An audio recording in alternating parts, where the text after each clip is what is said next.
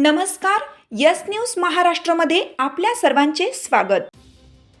नमस्कार, मी बुद्धप्रकाश दिलपाक, नवी मुंबई जिल्हा सचिव, रिपब्लिकन पार्टी ऑफ इंडिया युवक आघाडी.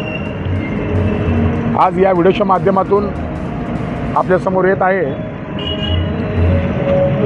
आज महाराष्ट्रामध्ये पुरोगामी विचारांचा वारसा पुढे नेण्यासाठी अनेक लोकांनी संघर्ष केला, आपल्या प्राणांची आहुती दिली. पण आज या पुरोगामी विचारांच्या महाराष्ट्रामध्ये,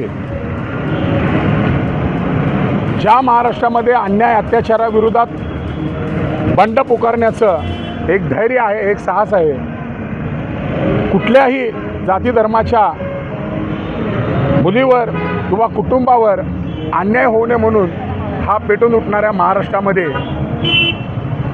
आज 14 फेब्रुवारी रोजी कालपासून काय एक अशी घटना समोर आलेली आहे की या महाराष्ट्रामध्ये माझ्या पाठीमागे असलेला हा बॅनर आसाराम बापू यांचा बॅनर आहे आणि त्यांच्या माध्यमातून काही कार्यक्रम राबवला जाणार आहे. मातृपितृ दिवस म्हणजे आईवडिलांचा दिवस साजरा करा म्हणून हा कार्यक्रमाचे बॅनर लावण्यात आलेले आहे. त्यांच्या समर्थकांकडून हे बॅनर लावण्यात आलेले आहेत. परंतु माझा ह्या समर्थकांना प्रश्न आहे की 2013मध्ये उत्तर प्रदेशमध्ये अल्पवयीन मुलीवर अन्याय अत्याचार करून बलात्कार केला असा गुन्हा आसाराम बापूवर नोंदवण्यात आला.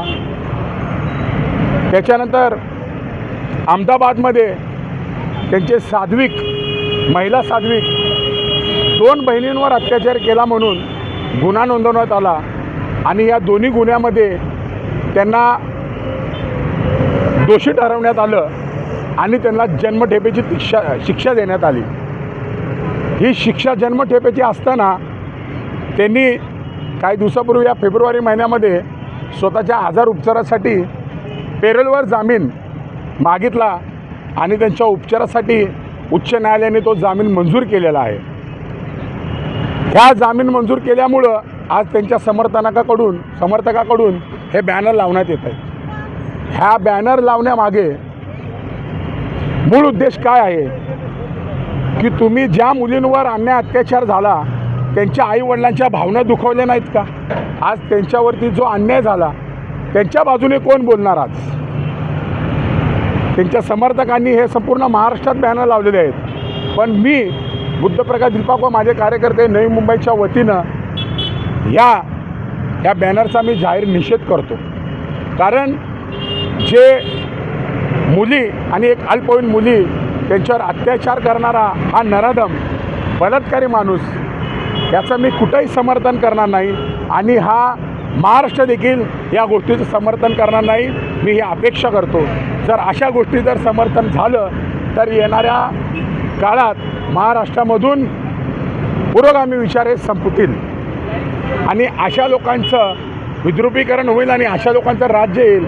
अशा लोकांचे समर्थन उद्या रस्त्यावर बलात्कार करतील, अल्पवयीन मुलीवर बलात्कार करतील, मुलींवर बलात्कार करतील. हे या फलकाच्या माध्यमातून हे स्पष्ट दिसून येत आहे तुम्हाला. आणि महत्त्वाची गोष्ट, आज या नवी मुंबईमध्ये महानगरपालिका काल शुक्रवारपासून हे बॅनर लावलेले आहेत आणि या महानगरपालिकेने एकाही ठिकाणचा बॅनर काढलेला नाही. मी या व्हिडिओच्या माध्यमातून नवी मुंबई महानगरपालिकेच्या अतिक्रमण विभागाला सांगू इच्छितो की 1 तासाभराच्या आत हे बॅनर तात्काळ उतरवण्यात यावे आणि या महाराष्ट्राला कुठंतरी कलंक लागण्यापासून कुठंतरी आळा घालण्यात यावा हे मी या व्हिडिओच्या माध्यमातून आपणासमोर सांगत आहे. आणि याचा निषेध म्हणून मी आसाराम बापू यांचा जाहीर निषेध व्यक्त करत आहे.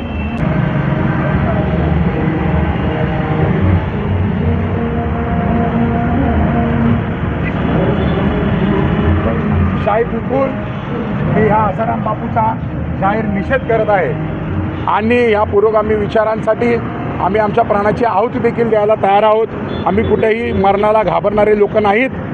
आम्ही या महाराष्ट्रासाठी आणि या भारताच्या संविधानासाठी या भारतातल्या प्रत्येक नागरिकाला, सामान्य नागरिकांना न्याय मिळावा यासाठी आम्ही कधी रस्त्यावर उतरण्यासाठी आमची मानसिक, शारीरिक आणि आर्थिक तयारी कधी सदैव आम्ही दाखवू या व्हिडिओच्या माध्यमातून मी आपल्याला सांगतो. तर या ठिकाणी आसाराम बापूंचा निषेध व्यक्त केलेला आहे. काय सांगणार आहेत, काय भावना आहेत आपल्या?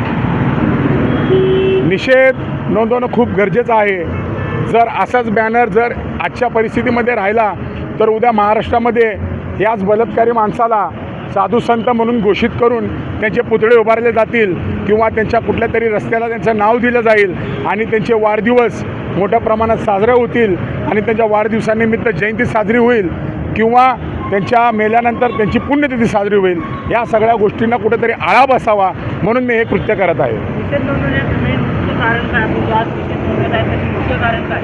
मुख्य कारण हे आहे की बघा, एक अल्पवयीन मुलगी आणि 2 बहिणी आज स्वतः न्यायाच्या प्रतीक्षेत आहेत. न्यायालयाने त्यांना जन्मठेपेची शिक्षा सुनावलेली आहे.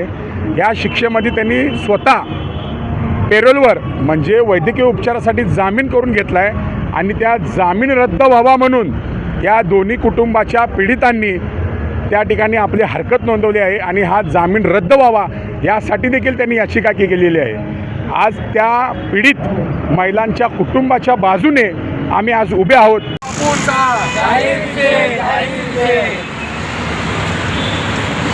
आसाराम बापूचा अल्पवयीन व पीडित मुलींना न्याय मिळालाच पाहिजे.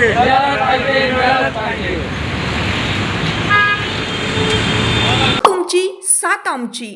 यस न्यूज महाराष्ट्र चॅनलला लाईक करा व सबस्क्राईब करायला विसरू नका.